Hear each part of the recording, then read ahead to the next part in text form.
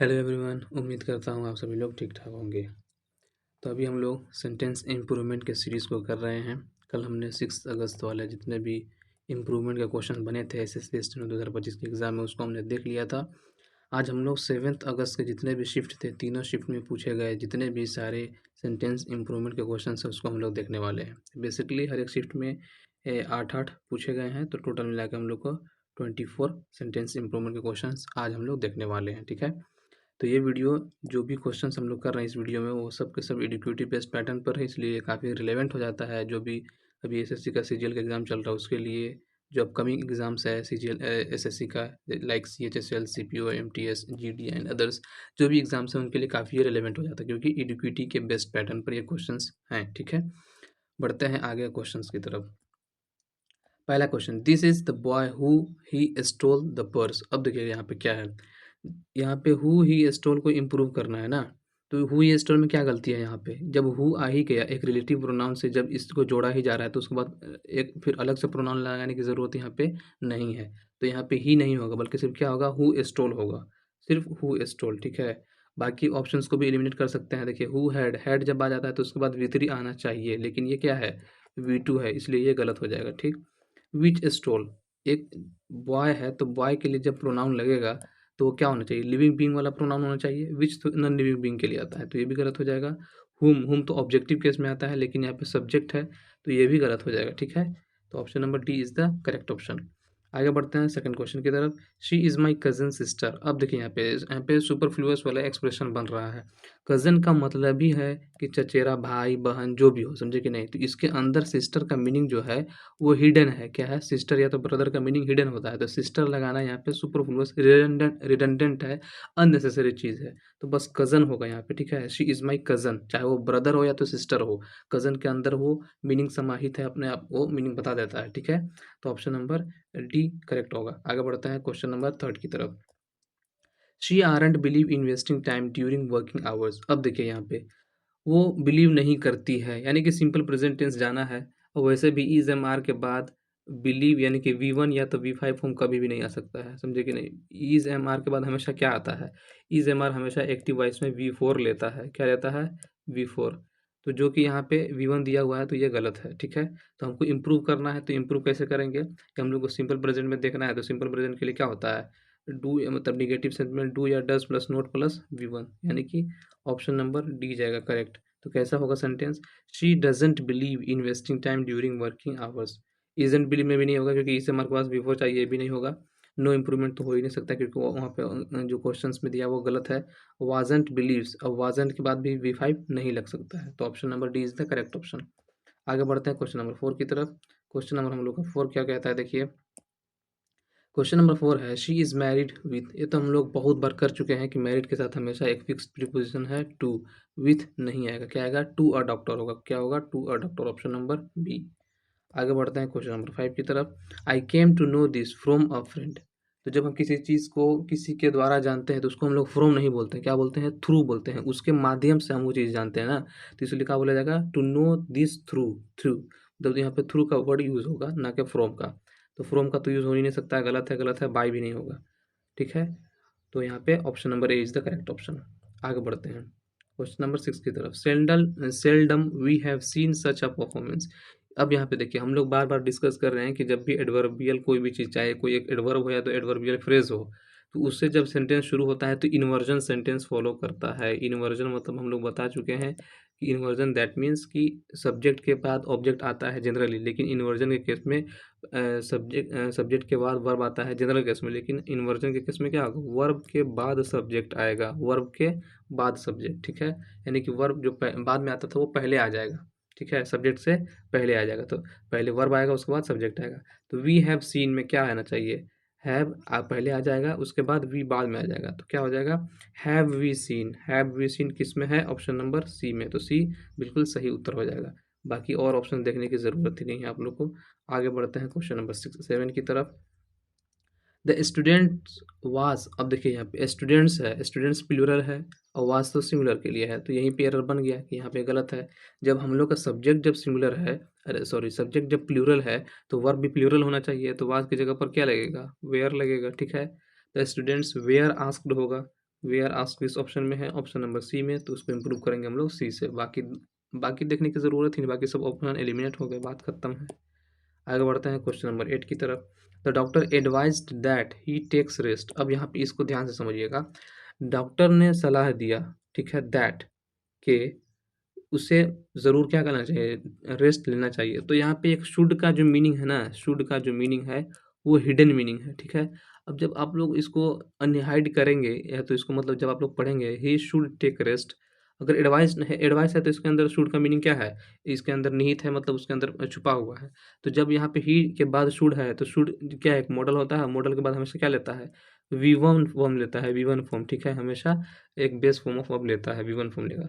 तो जब we one form लेगा तो यहाँ पे एस हट जाएगा, समझे कि नहीं, चाहे वो शुड दिख रहा हो या तो ना दिख रहा हो, क्योंकि एडवाइस हम लोग जब यहाँ पे लगा दिए हैं तो शुड का मीनिंग अंडर मतलब क्या है, हिडन है। अब हिडन होने की वजह से यहाँ पे V5 नहीं आएगा बल्कि V1 का रूल फॉलो किया जाएगा। तो क्या होगा, दैट ही टेक रेस्ट होगा, क्या होगा, टेक रेस्ट, ना कि टेक्स रेस्ट। टेक्स रेस्ट आप लोग लगा सकते हैं कि सिंगुलर है, सिंगुलर के साथ एस या तो ये वाला आना चाहिए, लेकिन यहाँ पे एडवाइस है, एडवाइस में शुड का मीनिंग हिडन है, और एक मतलब शुड एक मॉडल है, और मॉडल के बाद हमेशा एक वी1 फॉर्म ही आता है। तो यहाँ पे option number B is the correct option, ठीक है, टेक रेस्ट होगा यहाँ पे। आगे बढ़ते हैं क्वेश्चन नंबर 9 की तरफ। They return back to their home. Return के साथ तो बैक आएगा ही नहीं, सुपरफ्लुअस एक्सप्रेशन है, तो बैक वाला तो ऑप्शन ही गलत हो जाएगा, ये भी गलत हो जाएगा। रिटर्न टू हाउस नहीं होगा, डायरेक्टली रिटर्न के साथ डायरेक्टली हम लोग ऑब्जेक्ट लगा देते हैं, रिटर्न होम, बात खत्म, ठीक है। Option number C, went back ऐसा कुछ नहीं होगा, ठीक है, option number C is the correct option. आगे बढ़ते हैं क्वेश्चन नंबर 10 की तरफ। फिर यहाँ पे आ गया देखिएगा, नो सूनर, फिर एक एडवर्ब से शुरू हो रहा है सेंटेंस, तो क्या होगा, इन्वर्जन फॉलो करेगा। तो इन्वर्जन फॉलो करते वक्त क्या होगा, आई रिच्ड था यहाँ पे। अब वैसे भी जब भी नो सूनर से सेंटेंस शुरू हो तो उसके बाद जो सबसे पहला जो सेंटेंस बनेगा, यानी कि जो सब्जेक्ट वर्ब आएगा वो आना चाहिए आप लोग का पास्ट परफेक्ट टेंस में, किसमें, पास्ट परफेक्ट टेंस में। और देन के बाद कंपेयर करने के बाद जो बनेगा वो आना चाहिए आप लोग को सिंपल पास्ट में, यानी कि V2 फॉर्म यहाँ पे आएगा, और यहाँ पे आएगा had plus V3, had plus V3। तो यहाँ पे आई रिच्ड है तो हैड प्लस V3 आना चाहिए, यहाँ पे आई रिच्ड वो वैसे भी गलत है। तो आई हैड नो सुनर, तो ये तो होने से रहा। नो सुनर डिड है तो यहाँ पे हम लोग को क्या चाहिए, हैड प्लस V3 चाहिए था, तो ये भी नहीं आएगा, हटा दीजिए। आई नो सुनर, ये तो सब्जेक्ट से शुरू ही नहीं होगा, पहले वर्ब आना चाहिए, तो नो सुनर, फिर हैड, उसके बाद आई, उसके बाद रिच्ड। तो यहाँ पे इन्वर्जन भी फॉलो किया है, ये पास्ट परफेक्ट में भी है, तो ये वाला ऑप्शन बिल्कुल सही जाएगा, ठीक है। तो यहाँ पे 2-3 पॉइंट का याद रखना है कि नो सूनर के साथ पेयर किसका बनता है, देन का। क्यों, क्योंकि यहाँ पे नो सूनर ईयर लगे कंपैरेटिव डिग्री बना है, तो कंपैरेटिव डिग्री के साथ हमेशा देन लगता है। और दूसरा चीज़ की इन्वर्जन फॉलो होगा, और टेंस कौन सा रहेगा, टेंस रहेगा पास्ट परफेक्ट, और देन के बाद जो सेंटेंस बनेगा उसका टेंस क्या रहेगा, उसका रहेगा सिंपल पास्ट। ये 2-3 आप लोग को याद रखना है। आगे बढ़ते हैं क्वेश्चन नंबर 11 की तरफ। The car is moving very fastly, fastly ऐसा कोई वर्ड होता ही नहीं है, इसको हम लोग इम्प्रूव कर देंगे किससे, फास्ट से। ये तो क्वेश्चन बहुत ही आसान है, बाकी सारे ऑप्शंस गलत हो जाएंगे, ठीक है। आगे बढ़ते हैं क्वेश्चन नंबर 12 की तरफ।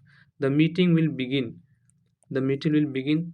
अब देखिए पर्टिकुलर कोई भी टाइम की बात की जाती है तो हम लोग उसके लिए पर्टिकुलर टाइम के लिए हम लोग एट का यूज़ करते हैं, ना कि बाई का। तो क्या हो जाएगा, at, the meeting will begin at 3 PM। आगे बढ़ते हैं क्वेश्चन नंबर 13 की तरफ। She is confident. अब कॉन्फिडेंट के साथ भी एक जो फ्री पोजीशन है वो फिक्स्ड है, वो है ऑफ, टू नहीं आता है, ऑफ, क्या आएगा, ऑफ। तो अब जब भी कॉन्फिडेंट के बाद ऑफ आ जाएगा तो ये प्रीपोजिशन है। अब प्रीपोजिशन के बाद जब भी एक वर्ब आता है तो वो V4 फॉर्म में ही आएगा, मतलब जीरंड फॉर्म में ही आएगा, तो विनिंग हो जाएगा, क्या हो जाएगा, विनिंग। तो सेंटेंस का सही स्ट्रक्चर क्या बनेगा, she is confident of winning the match, of winning the match option number B में दिया हुआ है, तो इसलिए सही हो जाएगा। आगे बढ़ते हैं, शी प्रेफर्स। अब इसको तो बार बार हम लोग कर चुके हैं। शी प्रेफर के बाद यहाँ पे टू, ये तो टू क्या है, टू स्टे, ये मत समझिएगा प्रेफर के बाद टू लगता है, ये वो वाला टू नहीं है, कंपैरिजन वाला टू नहीं है, बल्कि ये इन्फिनेटिव का है, समझे कि नहीं, ये क्या है, एक इन्फिनेटिव का है, ठीक है। लेकिन यहाँ पे प्रेफर के बाद इन्फिनेटिव नहीं लगता है, प्रेफर हमेशा एक जीरंड लेता है, क्या लेता है अपने बाद, जीरंड लेता है, और इसके बाद देन भी नहीं लगता है, यहाँ पे क्या लगता है, टू लगता है। तो दोनों चीज़ को हम लोग को देखना है। तो टू स्टेइंग तो होगा नहीं, यहाँ पे हम लोग को ऐसा जीरन चाहिए, तो टू से जीरन शुरू नहीं होता है, ये भी गलत हो जाएगा। स्टेइंग होम रैदर, रैदर नहीं लगता है, प्रीफर के बाद हमेशा टू लगना चाहिए, तो रैदर भी गलत हो जाएगा। स्टेइंग एट होम और टू, देखिए यहाँ पे जीरन भी है और यहाँ पे टू भी है, तो ये बिल्कुल सही जाएगा, ऑप्शन नंबर सी। तो यहाँ पे इन्फिनेटिव से है, ये भी गलत हो जाएगा, तो option number C is the correct option. Question number 15 देखते हैं। Hardly he had reached. अब देखिए बार बार ये नो सूनर वाला आ रहा है, नो सूनर, हार्डली, स्कार्सली, यानी कि एडवर्ब से जब भी सेंटेंस शुरू हो तो इन्वर्जन होगा। तो इन्वर्जन होने के लिए क्या होना चाहिए, हैड पहले आएगा, ही बाद में आएगा। तो क्या होगा, hardly had he left, hardly had he reached होगा ना, hardly had he reached. No sooner तो हम लोग लगा ही नहीं सकते हैं, यहाँ पे एडवर्ब को बदल दिया। ही हार्डली सेंटेंस का सब्जेक्ट से शुरुआत नहीं होगा यहाँ पे भी सेंटेंस। तो यहाँ पे option number B is the correct option. सबसे पहले हार्डली आएगा, उसके बाद वर्ब आएगा, उसके बाद सब्जेक्ट आएगा। आगे बढ़ते हैं क्वेश्चन नंबर 16 की तरफ। He worked very hardly. Hardly मतलब क्या होता है, बहुत ही मुश्किल से, मतलब बहुत ही मुश्किल से मतलब क्या है, मतलब एकदम बचते बचते नहीं बोलते हैं कि बहुत ही मुश्किल से वो आ पाया है, मतलब उसका आने का बिल्कुल भी मन नहीं था, ऐसा कुछ। तो ही वर्कड वेरी हार्ड, हम लोग को यहाँ पे बहुत कठिन प्रयत्न के मीनिंग देना है, तो वहाँ पे हम लोग हार्ड का यूज़ करते हैं। हार्डली का मीनिंग दूसरा हो जाता है जब एल वाई लगा देते हैं तो यहाँ पे इम्प्रूव क्या करेंगे, हार्ड से इसको करेंगे। हार्डली का मतलब हो जाता है बहुत ही मुश्किल से, और हार्ड मतलब होता है बहुत ही कठिन प्रयत्न करना। ठीक है, आगे बढ़ते हैं 17 की तरफ। I prefer tea than coffee, ये बार बार आ रहा है। प्रेफर के साथ हमेशा क्या लगता है, टू लगता है, तो टू कॉफ़ी बिल्कुल सही जवाब हो जाएगा, option number B. Question number 18 है, he is one of those. अब देखिएगा, one of those players, those players who, players यहाँ पे क्या है, प्लूरल है, तो प्लूरल के साथ प्लूरल वर्ब भी लगना चाहिए ना, तो हैज़ तो यहाँ पे सिंगुलर है, तो ये बिल्कुल गलत हो जाएगा। क्या लगने का यहाँ पे, हैव होगा चाहिए, हैव स्कोर्ड। तो हैव स्कोर्ड किस में है, ऑप्शन नंबर ए में है, तो option number A is the correct option. आगे बढ़ते हैं क्वेश्चन नंबर 19 की तरफ। He insisted to go home. अब इंसिस्ट के साथ भी एक फिक्स्ड प्रीपोजिशन हमने देखा था, ऑन है, क्या है, ऑन, तो टू नहीं होगा। और जब भी प्रीपोजिशन आ गया तो उसके बाद भी कोई भी वर्ब आएगा तो किस में आएगा, आईएनजी फॉर्म में आएगा, तो क्या हो जाएगा यहाँ पे, ऑन गोइंग होम हो जाएगा। तो ऑन गोइंग किस में है, ऑप्शन नंबर डी में है, तो वो option number D is the correct option. आगे बढ़ते हैं क्वेश्चन नंबर 20 की तरफ। I am use to. अब देखिए, आई एम यूज टू क्या है, एक फ्रेज है जिसके बाद हमेशा जो भी वर्ब आएगा वो हमेशा आईएनजी फॉर्म में ही आएगा, क्योंकि ये प्रीपोजिशनल फ्रेज बन जाता है। ठीक है, प्रीपोजिशनल फ्रेज कहने का क्या मतलब है, समझ रहे हैं ना आप लोग, क्योंकि उसमें प्रीपोजिशन जुड़ जाता है। तो जब भी प्रीपोजिशन जुड़ जाएगा किसी एक फ्रेज में तो प्रीपोजिशनल फ्रेज बन जाएगा, और प्रीपोजिशनल जब भी फ्रेज आएगा तो उसके बाद कोई भी अगर वर्ब को आपको लाना है तो उसको आईएनजी फॉर्म में ही लाना पड़ेगा। तो क्या होगा यहाँ पे, I am used to eating होगा, समझे कि नहीं, तो option number C is the correct option. आगे बढ़ते हैं क्वेश्चन नंबर 21 की तरफ। हार्डली आई हैड एंटर्ड, फिर आ गया वही, एडवर्ब से शुरू हो रहा है, तो एडवर्ब से शुरू होगा तो क्या होगा, इन्वर्जन सबसे पहले तो हम लोग चेक करेंगे, तो इन्वर्जन यहाँ पे नहीं हुआ है तो हम लोग इन्वर्जन करेंगे, क्या होगा, हार्डली हैड आई होगा, hardly had I entered. Hardly was तो होने से रहा, आई हैड तो सब्जेक्ट से शुरू ही नहीं हो सकता है, तो option number A is the correct option. आगे बढ़ते हैं क्वेश्चन नंबर 22 की तरफ। इट इज़ हाई टाइम, हमने कल मतलब 2-3 बार पहले भी बता दिए हैं, हमने क्या बताया है कि जब भी इट इज़ हाई टाइम हो या तो इट इज़ टाइम हो तो उसके बाद जो वर्ब आएगा वो V2 फॉर्म में ही आएगा। ये एकदम रूल आप लोग को रट लेना है कि इट इज़ हाई टाइम या तो इट इज़ टाइम के बाद जब भी मेन वर्ब आएगा तो हमेशा V2 फॉर्म में ही आएगा। तो V2 फॉर्म देखिए तो यहाँ पे V1 फॉर्म है, तो ये गलत हो जाएगा बिल्कुल भी।